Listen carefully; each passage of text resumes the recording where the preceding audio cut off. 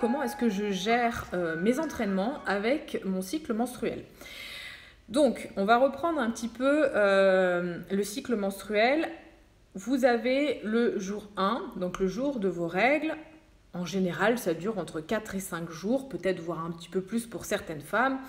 À ce moment-là, il est possible en fait que vous ayez une baisse de régime, une fatigue, vous sentez un petit peu plus gonflé. C'est mon cas aujourd'hui. Voilà, vous savez tout.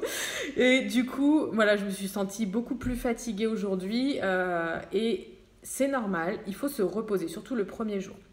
Donc le premier jour, vous sentez que vous avez moins d'entrain, vous êtes un peu plus fatigué, c'est un petit peu plus difficile et ces moments-là, vous avez besoin de répit pendant cette période, c'est 4-5 jours. Reposez-vous au niveau sportif, faites juste un petit peu de la marche, du yoga, pourquoi pas de la méditation. Évitez, si vous faites du yoga, toutes les postures où vous allez dans le sens inverse, où vous levez les jambes vers le ciel par exemple. On évite tout ce type de posture quand vous avez vos règles. Ensuite, vous avez une espèce de petite phase qui arrive du jour 5 au jour 13 qu'on appelle la phase folliculaire et qui est une phase en fait où vos hormones œstrogènes vont énormément monter à ce moment-là. Vous avez aussi la testostérone qui va monter aussi à ce moment-là et on va dire que c'est le meilleur moment où vous vous sentez bien, forte, puissante, vous avez une super belle énergie et c'est le meilleur moment en fait pour faire des entraînements en force.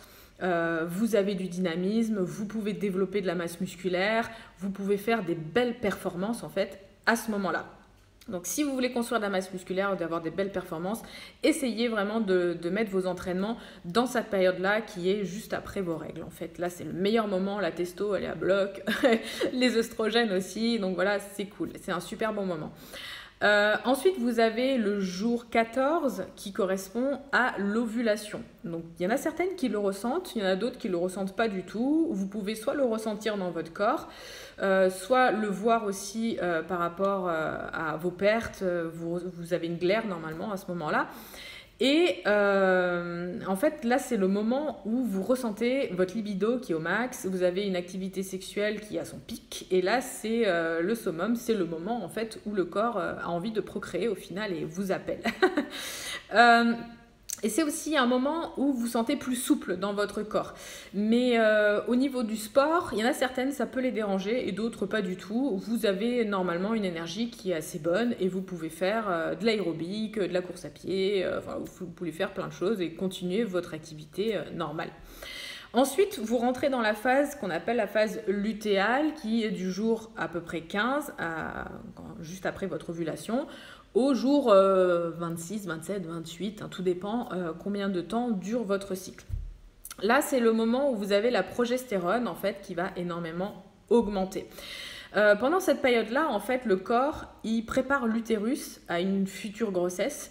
Et il y a un changement d'humeur qui peut s'opérer. En effet, on peut être un petit peu plus bougon.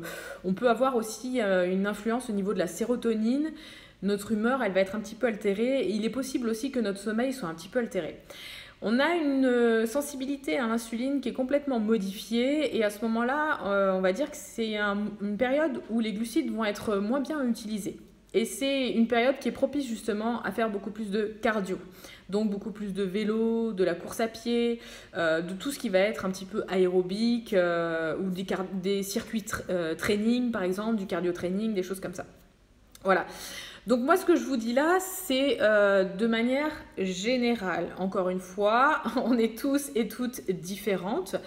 Moi ce que j'aimerais c'est que vous puissiez me mettre aussi vous pourquoi pas en commentaire et mettez-moi en dessous en commentaire comment vous vous sentez dans votre cycle. Ce serait sympa qu'on discute entre nanas et justement qu'on puisse se dire ah ben moi j'ai des pics de fringales à ce moment-là, ah ben moi je me sens complètement KO à ce moment-là de mes règles, ben moi j'ai pas faim du tout à ce moment-là. On peut aussi être différente là-dessus. Voilà, donc la base aussi c'est vraiment de s'écouter. Et il y a des moments du cycle où vous allez mieux utiliser les lipides. Par exemple, normalement, c'est en fin, c'est-à-dire la phase lutéale, où vous êtes avec de la progestérone qui est un petit peu plus élevée. On utilise un peu moins les glucides, donc on utilise un peu mieux les lipides à ce moment-là au niveau du carburant. pourquoi pas aussi faire des tests en fonction de votre cycle et de la fluctuation de votre cycle, comment vous vous sentez. Vous regardez peut-être en début de cycle de manger peut-être un petit peu plus de glucides et peut-être en deuxième période de manger peut-être un petit peu plus de lipides ou de faire l'inverse, parce qu'il est possible qu'on soit inversé. Il n'y a pas de, on va dire, il n'y a pas de choses universelles, on n'est pas tous complètement identiques. Là, ce que je vous dis, c'est des grandes lignes, c'est en gros comment le corps y fonctionne de manière générale, peut-être dans 80% des cas, mais il se peut qu'on soit dans 20% des cas et ça ne se passe pas du tout comme ça. Voilà pour le cycle menstruel et l'entraînement.